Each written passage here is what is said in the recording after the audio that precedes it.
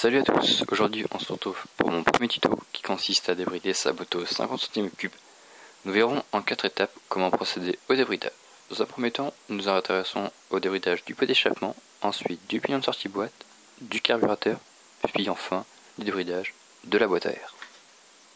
Pour le débridage du pot d'échappement, il vous faudra dans un premier temps démonter entièrement la ligne d'échappement pour accéder à celui-ci. Ensuite, à l'aide d'un tournevis, d'un marteau et d'une pince, il va falloir retirer la bride située côté cylindre.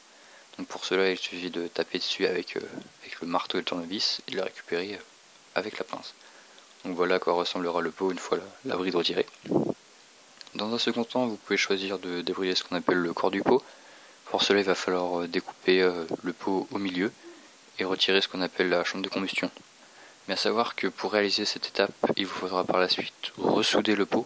Donc si jamais vous n'avez pas de poste à souder, il vaut mieux pas s'aventurer là-dedans. Deuxième étape du débridage de votre moto, donc ça va se passer au niveau du pignon de sortie de boîte. Il va tout simplement falloir remplacer le pignon d'origine par un pignon plus gros. Donc moi je vous conseille de mettre un pignon de 15, donc ça va largement augmenter votre vitesse de pointe. Alors troisième étape, donc maintenant ça va se passer au niveau du carburateur. Donc vous pouvez tout simplement remplacer votre carburateur d'origine par un carburateur de 17.5 voire 19 de type Delorto.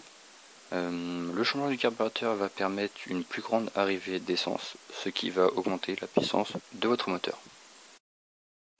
Si vous avez choisi de changer de carburateur, vous avez donc augmenté votre arrivée d'essence.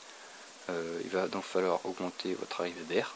Pour cela, il va falloir débrider la boîte à air située sous la selle. Pour cela, il va falloir agrandir l'orifice avec un cutter et arrondir les bords à l'aide de papier à poncer. Il faut savoir que tous les changements que vous venez de faire sur votre moto ont modifié vos réglages moteurs.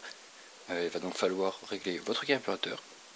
Si vous roulez avec un carburateur mal réglé, vous risquez de serrer votre moteur. Donc faites attention à cela. C'est maintenant la fin de cette vidéo sur le débridage des 50 cm3. Donc n'hésitez pas à me dire dans les commentaires ce que vous avez pensé de cette vidéo, à lâcher un pouce bleu et à vous abonner si ce n'est pas encore fait. Merci et à la prochaine.